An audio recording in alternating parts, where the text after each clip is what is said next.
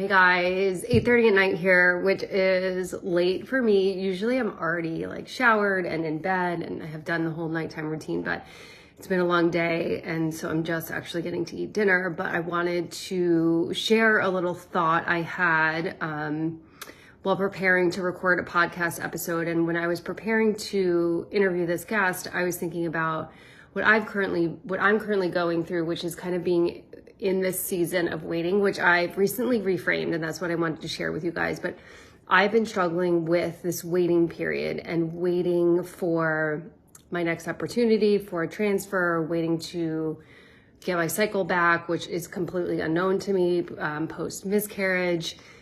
And I was thinking about wanting to ask this question of like, how do you navigate the waiting? How do you move through that? How do you find patience in that? And the more that I thought about it and sat with that question, the more I thought about, I don't want there to be any waiting. I don't want to be in waiting. I want to be in living. And I started to think about, how do I shift out of waiting and looking at life? It's like there's no waiting at all. There's just living. And how do I live in these moments where something that I want has not arrived yet? And I always like to say yet, because I think whenever we say something in our mind, where we have messages in our mind, it gets ingrained and lives in our body. So if I were to say, I'm not going to get that, instead of I don't have that yet, it lands very differently in our mind and in our body. So I always like to say, like, it just hasn't arrived yet.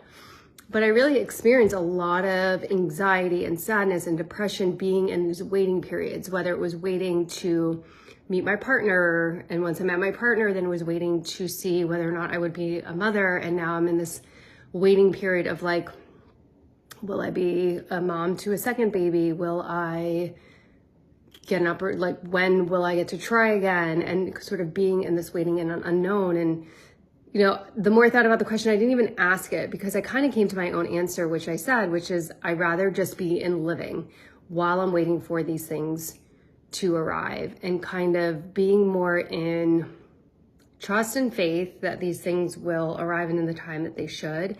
And instead of being in waiting, going out and continue to live my life. And that doesn't mean we don't honor the sadness, we don't honor the impatience. I struggle with patience so much, but not missing our lives because the things that we are desiring or the things that we want have not arrived yet. And with that shift, I've also been able to really focus on the things that I have now. Like, life is happening now. I have many things to be grateful for now.